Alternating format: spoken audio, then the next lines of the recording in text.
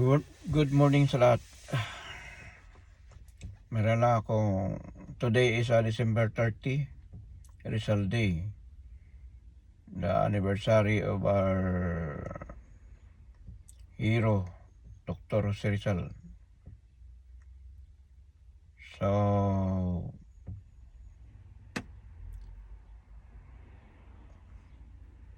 I have an important message for everybody, especially in Taiwan. So,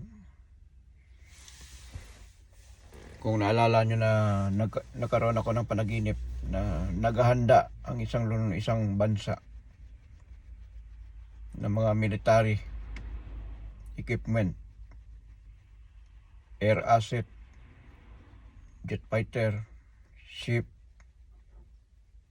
and more, drones or whatsoever. So, totoo na ang aking panaginip last 2 weeks or 3 weeks ago na I seen the flag red, they have a star. This is China. So, pinalibutan nila yung Taiwan for practice ng drilling. So, it's not a practice. Kumbaga, naghahanda yan sila. Paano nila sakupin ang Taiwan. So, sa lahat ng mga kababayan ko, mga OFW, especially in Taiwan. So, be alert, be ready. Kung sakali man na magkaroon man ng tension, China between Taiwan and China between Japan. And also, China between America. And China between Philippines. So, naghahanda na yung China. Kumbaga, practice drilling lang, pero naghahanda na yan sila. They planning to attack, to invade Taiwan. So, napanaginipan ko ito, yung totoong digmaan na mangyayari na nung nandun ako sa Taiwan. Nandito ako sa New Zealand, sa panaginip ko, napunta ako sa Taiwan. Nakita ko yung mga missiles ng China na lumipad papuntang Taiwan, papuntang Pilipinas at Japan. So matagal ko na itong panaginip na matutuloy talaga itong digmaan na to. So magdasalan tayo na dapat lang ay hindi matuloy kasi kawawa. Maraming mga mawalan ng trabaho kung sakaling magsiklab ang World War III. So bakit sumasabay ang Iran? Ganon din ang Russia at China. Nagre-ready na sila kung kailan sila mag-atake o kailan simulan ang giyera sa Indo-Pacific. So hindi lamang nag-iisa ang Taiwan, ito ay maraming bansa na tutulong, especially G7, Japan. So itong South Korea ay nakaabang lang dahil may posibilidad na magsali ang North Korea. So Year of the Fire Horse 2026. So mainit ang mga tao. Malakas ang init ng tao. Ito ay napipintong gira na mangyayari talaga 2026, upward 2027 and 2028. So iba ang labanan ngayon kaysa nakalipas na nakaraan na mga World War I, World War II. Ngayon iba ang labanan. Missiles sa missiles, drone to drone, rocket to rocket, jet fighter to jet fighter. So, and also the ground offensive troops will be fighting man to man, hand in hand fighting. So this is the big different for the World War I and World War II. Everybody will be scrambled. So American allies and China allies. So ganun pa man ang Amerika, ay bago pa yan, kung mangyayari man ganyan, ay mayroon na nakanda ng Amerika na panglaban sa China. So kung itong maumpisa na naman ang gira sa Middle East, delikado ang Iran. Dahil baka gumamit kung sakali man na matuloy ang gira sa Middle East. Dahil muli na naman nabuhay ang Iran sa tulong ang China ang nagasupport kasi sa mga armas ng para gumawa ulit ng panibagong nuclear. So hindi allowed ng Amerika at saka hindi allowed ng Israel na magkaroon ng nuclear facilities ulit ang Iran. Pero ito ay bakit naghahamon ang Iran ng giyera laban sa Israel at saka Europe. So galit yung mga tao ngayon sa Iran. Kumbaga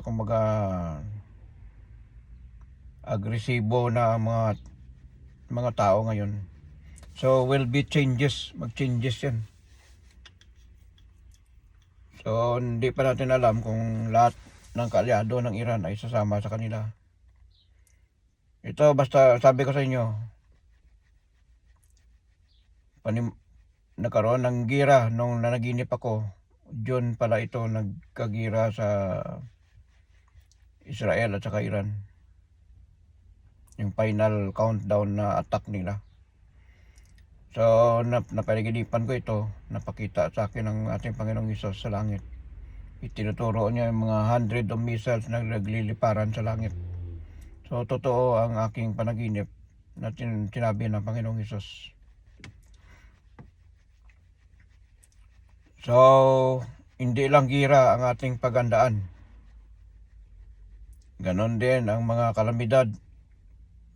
Kung napapansin natin ngayon sa Pilipinas, ang sabi ko sa inyo, restore ang buong Pilipinas. Nagbabalang bagsik ng panahon.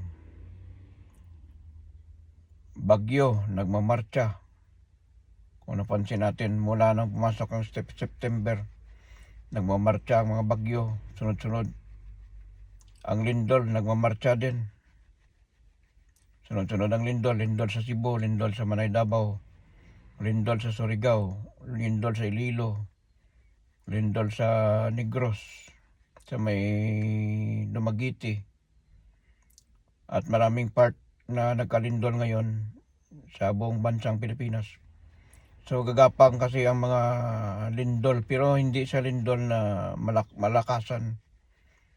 So kasi pa yan, kumbaga panimula pa lang yan, pagsimula pa lang ng mga pagyanig sa lalim ng lupa.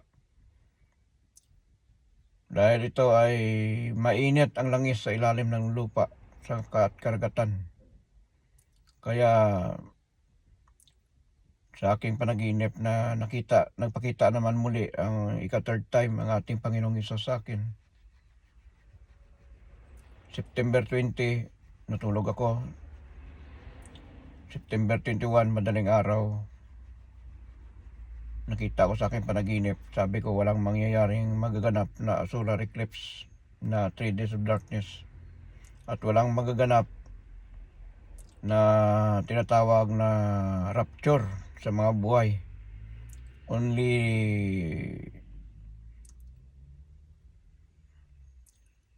the soul of kahit anong lahi, kahit anong mga tao na namatay noong unang panahon.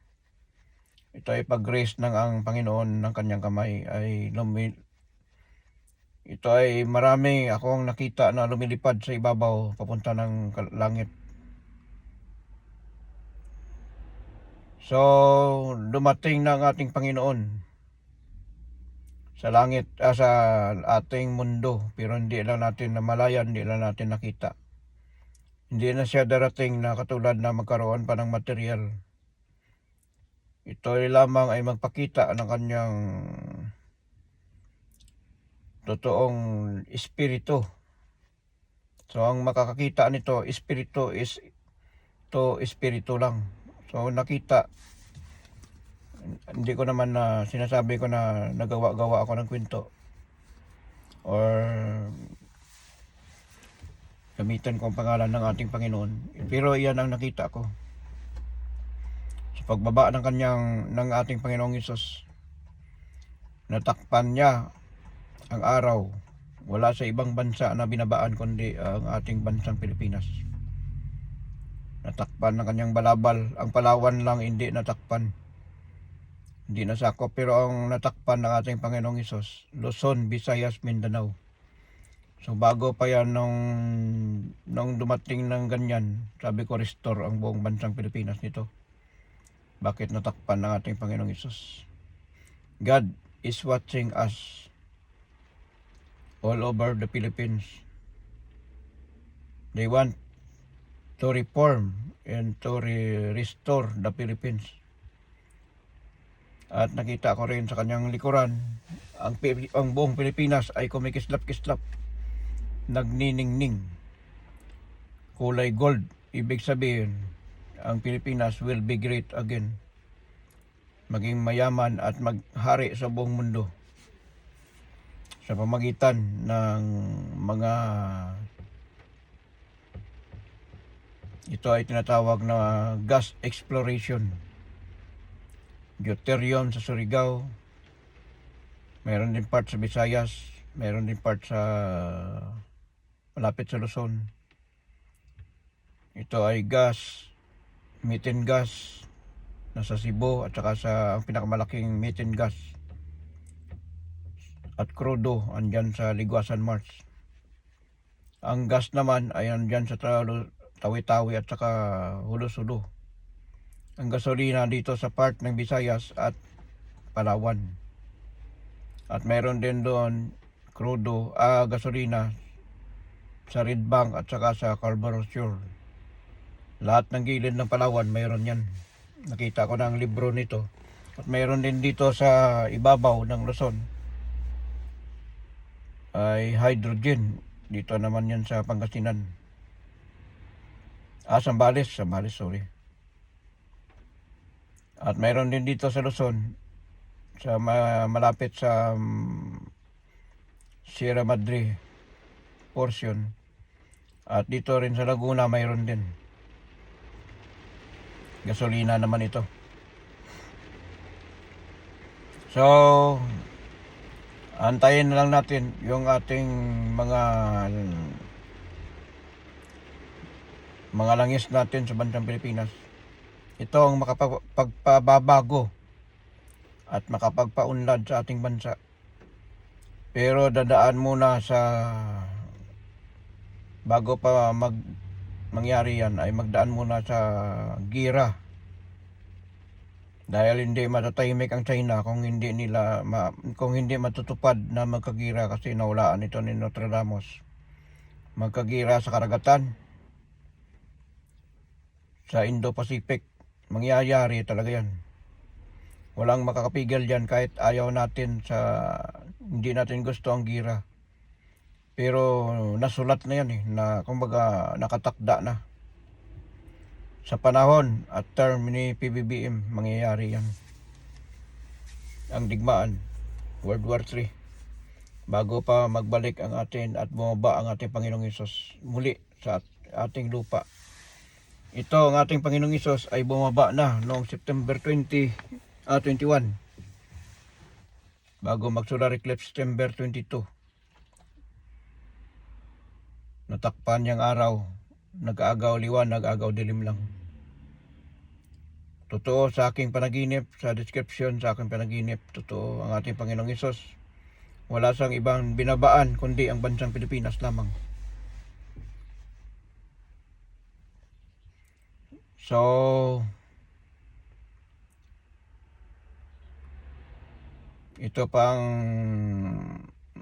nakakalungkot na mangyayari kung sakali na magkaroon man ng digmaan sa Indo-Pacific. Be prepared lang tayo at saka be alert. At hindi lang gira ang ating pagandaan kasi mayroon din papasok. Kung nakita natin sa buong paligid ng kahit saan mang dako ng Pilipinas, laganap ang sunog. Papasok pa lang ang Year of the Fire Horse. Pero grabe ang sunog, kaliwat kanan. So be ready, be alert, and be vigilant always. Kasi ang mga sunog ay grabe ang pinsala. Malaki ang sunog ang nangyayari, especially sa part ng Luzon. Dikit-dikit ang bahay. Kailangan yung mga gamit natin, naka-intact yan. Naka-intact ang mga damit, mga important na mga gamit, mga papilis, mga kung ano-ano, mga pira nyo, mga alahas. Dapat naka-intact yan sa bag, just in case na may mga sunog na biglaan na hindi ka nakapaganda. Especially kung mangyayari ito ay gabi, madaling araw, diyan ang delikado. So especially New Year, malapit na. December 30, bukas December 31. So hindi maiwasan na mayroong talagang maliligaw na mga paputok katulad ng mga puwitis. Yun ang payo ko sa inyo na huwag kayong bibili ng puwitis na nakabilad sa araw. Kasi lilipad yan ang puwitis pero walang lakas yan papuntang taas, bagsak yan na gano'n. Minsan yung iba papasok sa mga loob ng bahay kaya nakakaroon na may mga sunog. At dapat yung mga tinatawag ng mga pyrotechnic, ng mga fireworks, huwag nating paglaruan kasi apoy yan eh. So pwede tayo madisgrasya, mabulag tayo na pamamagitan masunog yung matamaan ng ating mata. At yung may mga baril dyan, huwag yung gamitin na gawin yung paputok na iganon yung baril sa taas kasi ang bullet delikado ang balik sa lupa. Lalo na kung may matamaan ng mga bullet, mamatay ang tatamaan kung center point ang matamaan. So be vigilant, be alert, and then be prepared always. Nakakaawa yung ating mga kababayan na nasunugan, nawalan ng bahay, Christmas, walang pagkain. So ang gobyerno na naman ang tutulong sa atin. So wag natin awayin ang ating PBBM. Wag natin gawan ng kwento kasi hindi man nag-iingay. Hindi nagagalit ang ating President PBBM, pero ang kalikasan, lindol, bagyo, baha, sunog, yan ang gumaganti sa mga tao na hindi ko naman nila lahat, pero dapat maging na tayo ba? Kumbaga magtulungan, magmahalan, mag-unite tayo buong bansang Pilipinas. Ano man ang ating tribo, ano man ang ating mga sinusuportaran ng mga politiko. So wake up. At saka gumawa na ng tama at saka magtulungan na lang tayo. Huwag na tayo na mag-away-away o kaya para magkawatak-watak ang bawat Pilipino. Yan lang advice ko, wish ko sa New Year na mag-unite at maging maunlad ang ating bansang Pilipinas. So kulang ang term ni PBBM kung 6 years lang, dapat extension yan. So ang makapag-extend sa kanya yan, ang gira talaga na mangyari sa Indo-Pacific. Siyempre walang eleksyon, gira eh. Eleksyon pa ba yan? So nakita naman natin kung gaano wala tayo future kay Sara Duterte talaga. Pag si Sara halimbawa lang si Sara makaupo, nako, goodbye Philippines. Delikado na to. Dahil labas-pasok na yung Chinese, makukuha na ng Chinese ang West Philippine Sea, mapatalsik ang Amerika. Kasi iba ng presidente, iba ng support niya eh. Paalisin na ni Sara ang mga Amerikano. So malaya na papasok ang mga Chinese. Mga China kasi traidor. Yan ang itaga nyo sa isipan. Hindi naman lahat, pero ang presidente nila ganid sa kapangyarihan. Kasi hatat na hatat sila na sila mag-drilling dyan sa Red Bank at saka sa part ng Palawan. Gusto nila ang kinin, pati sa Mindanao ng mga langis. Sila mag-drilling. Sinong yayaman? China. Sinong kawawa? Pilipinas. Yan ang totoong buhay talaga na bakit gustong-gusto nila guluhin ng China. Sinusuportaran nila si Sara. Dati anong pangako nila kay Digong? Ngayon na pumunta si Tatay Digong sa Hong Kong para magingi ng asylum. Para hindi siya mahuli ng ICC. Ang nangyari, pinabayaan si Digong. Kaya nga sabi ko sa inyo, Kaya sabi ko sa inyo, mabuti lang ang China kung may kailangan. Pero pag wala nang kailangan yan, pabayaan na kayo dyan.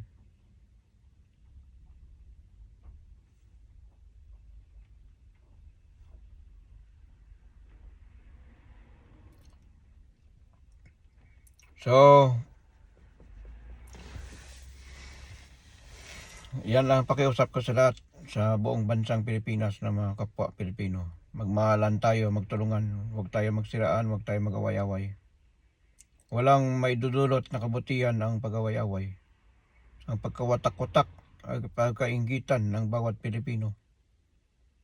At pagsisiraan ng bawat Pilipino. Maging babae man o lalaki. At mahigit sa lahat, magbalik loob na tayo sa Panginoon.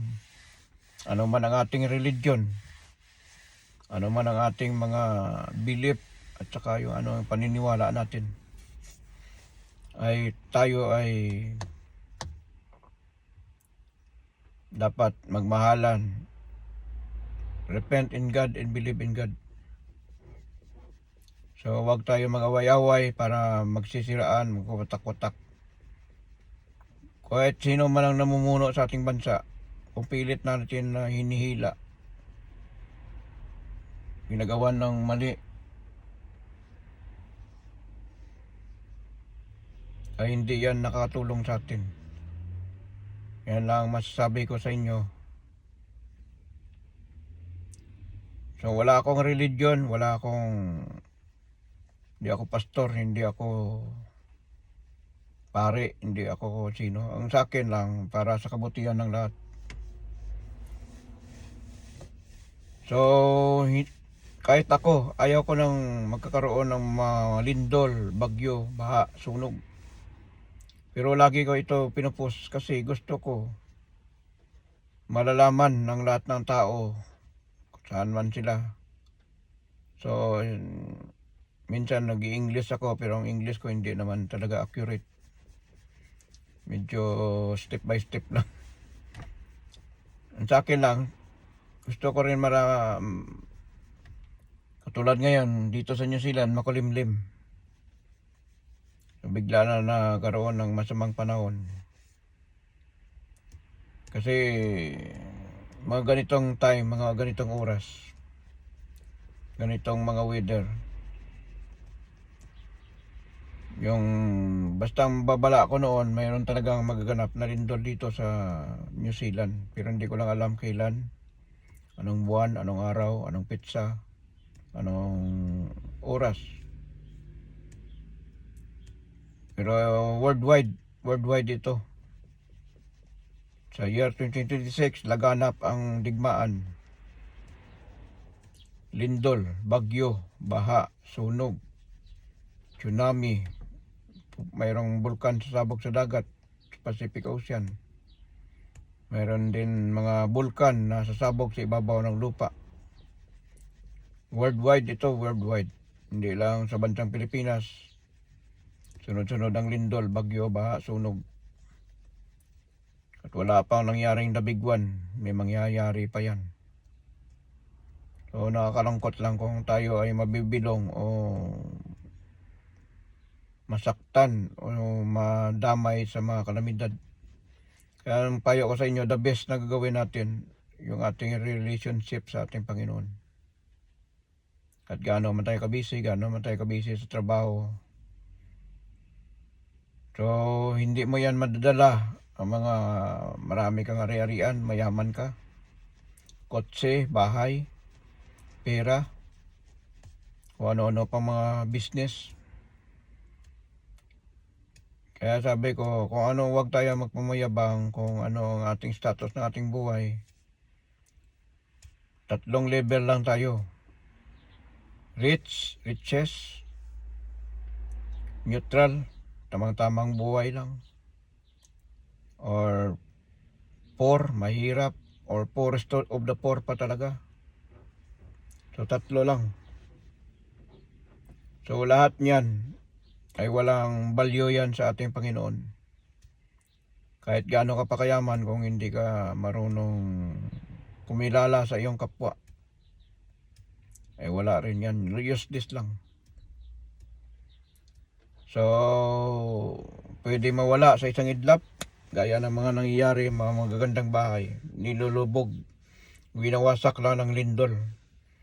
Sa many times, how many years mo pinaghirapan ang bahay mo, nawala lang bigla sa pamagitan ng lindol, sa pamagitan ng baha, sa pamagitan ng sunog, sa pamagitan ng bagyo. So, yan ay hindi panghabang buhay ang ating mga material na bagay. Pero, kailangan natin yan sa buhay kasi kung wala tayong bahay, saan tayo titira?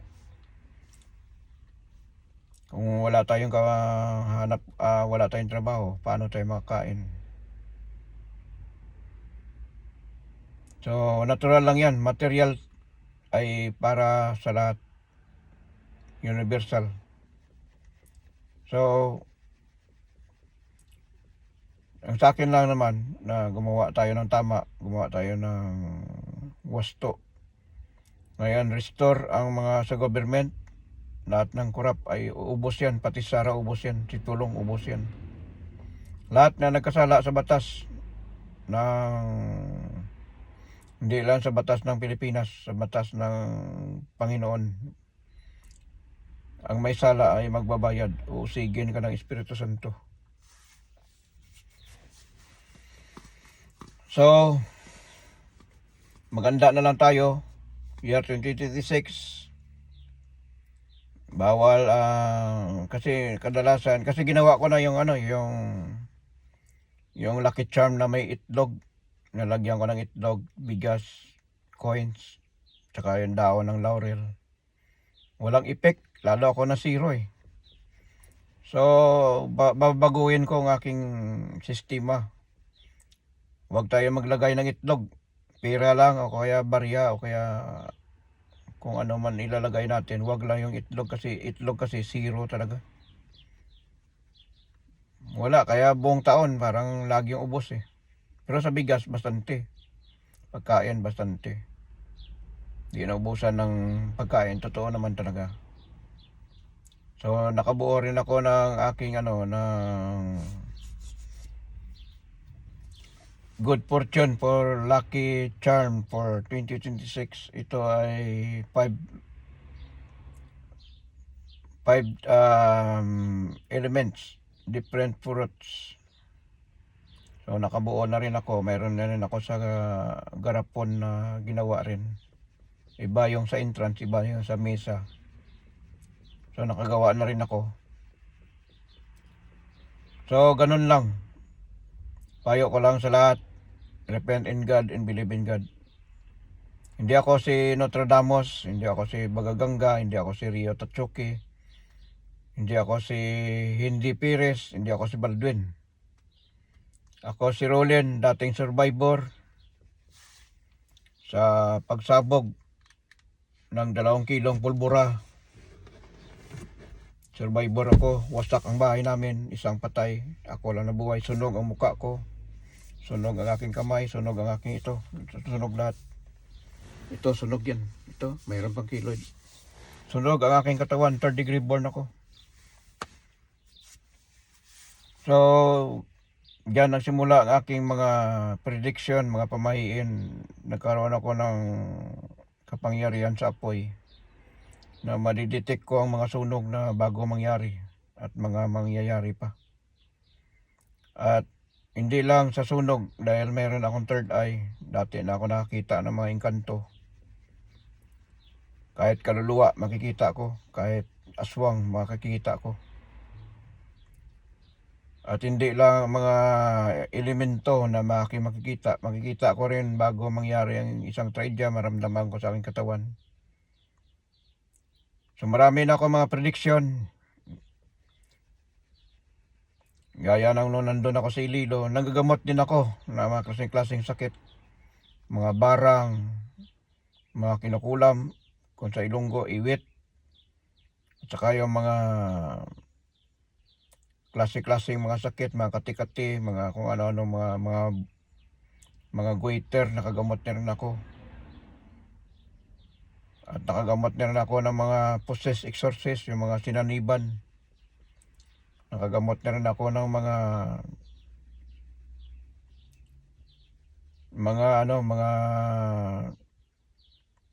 iniwan ng asawa.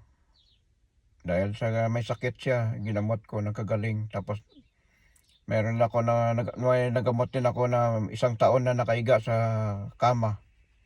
Hindi na makalakad. Nung hinawakan ko siya, nakalakad siya.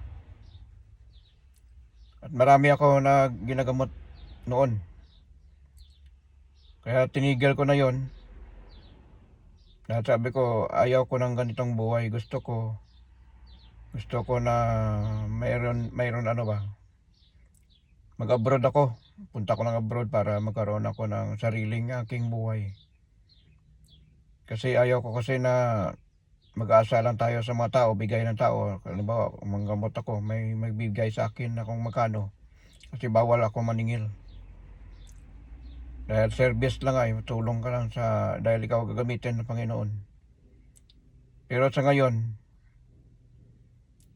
tinigil ko na yan. Nandito na ako sa New Zealand, nag-abroad ako. At ayaw ko ng ganyang buhay. Kahit itong mga nangyayari, mga lindol, bagyo ba, sunog, mga gira, kung ano na makikita ko sa aking pagtulog. Kung hindi naman sa aking pagtulog, sa actual, makikita ko talaga, maramdaman ko. 2011 earthquake sa Japan at saka dito sa Christchurch, New Zealand. Itong lugar na talaga tinamaan ng lindol.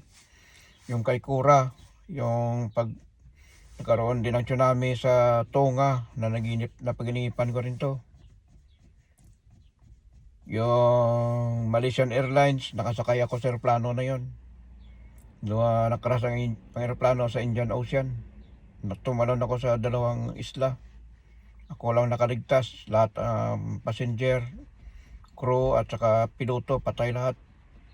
Binasag ko yung bitana, tumalon ako.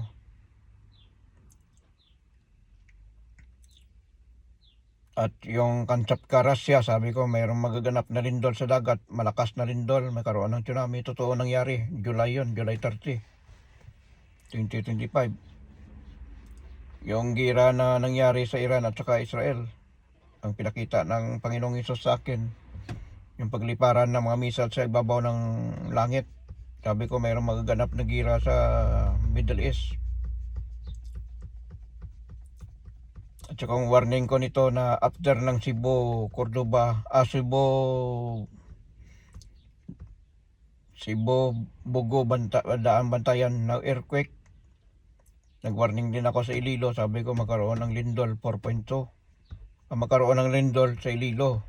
Hindi ko sinabi na 4.2. At nag-warning din ako, sabi ko next is Mindanao.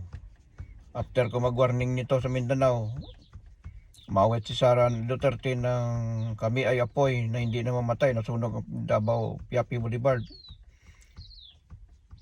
Tapos sa last na words ng kanyang kanta, durugin. Pagsigaw niya ng durugin, nauna ang Cebu, nagkaroon ng lindol. Sumunod ang Manay, Davao Oriental, malakas na lindol, umabot hanggang Surigao, hanggang Butuan. So, itong mangyayaring earthquake na aking panaginip nung isang araw, hindi ko lang alam kung ito ay sa Iloilo, sa Quiapo, sa Davao, o kaya sa dito sa New Zealand. Basta itong building na to, nakita ko na to. Grabe ang crack, grabe ang pinsala, hanggang baba, hanggang punta ng dulo, biak. So naglaglagan ng mga debris, maraming nasira ang building. Hindi ko lang alam saan itong mangyayari na lindol, malakas naman nangyari na lindol. So prepared kung saan man tayo, basta Pilipinas or either kung aakyat ang gira, China ang matatamaan nito. So entire Asia, Europe, Middle East, American, Australia and New Zealand, and then everything, entire world, they have a very strong earthquake coming, flooding, cyclone, hurricane, fire, tsunami, and volcano eruption under the ocean and then above the land. So year 2026, prepared everybody around the world. So always be repent in God and believe in God. So bago pa mahuli ang lahat. So any kind of race, any kind of status ng buhay natin, kung ikaw ba'y mayaman, alalahanin natin, iyan ay panandalian lamang yan. Hindi natin madadalayan habang buhay. Walang forever dito sa mundo. Except lang kung ikaw ay pinili ng Panginoon, bibigyan ka ng mahabang buhay. So, yun lang masabi ko sa lahat. At advance, Merry Christmas and advance Happy New Year sa lahat. Enjoy and God bless you all. And forget the year 2025, our failure, our fault. Face the new life. We do it again into a good habit, good situation, and good. It depend upon you. What do you want for the next year? What life do you want to do in the next year? So I wish this 2026 Fire Horse, everybody, all Filipino, may Filipino mate, be good and then magtulungan, magmahalan. We love each other. And we help each other. So kahit ano man ang mga lindol, bagyo, baha, sunog, ano man ang mga kalamidad na harapin natin sa bagong taon o sa marami pang taon, sana tayo mabibigyan ng mahabang buhay pa. So maging mabait tayo lahat, maging mapakumbaba, huwag maging mataas. Don't forget the 10 commandments of God. Bawal magpatay, bawal ang kung ano-ano gagawin natin na masama. Ako, nagbagong buhay na ako, kinalimutan ko na yung mga past ko. So harapin natin ang bagong buhay, gumawa tayo ng tama, at saka may takot tayo sa Diyos, at meron tayong higit sa lahat, repent in God and believe in God, at pananampalataya natin sa ating Panginoon. Mahalin natin ang ating mga kapatid, ina at ama, ang ating kapwa, at ang ating mga kapitbahay, ang ating mga kamag-anak. Magtulungan at huwag tayo mag-away-away, may higit sa lahat. Yan ang pinaka-importante. So, Merry Christmas and advance Happy New Year sa around the world. Bye. Thank you. God bless. Bye.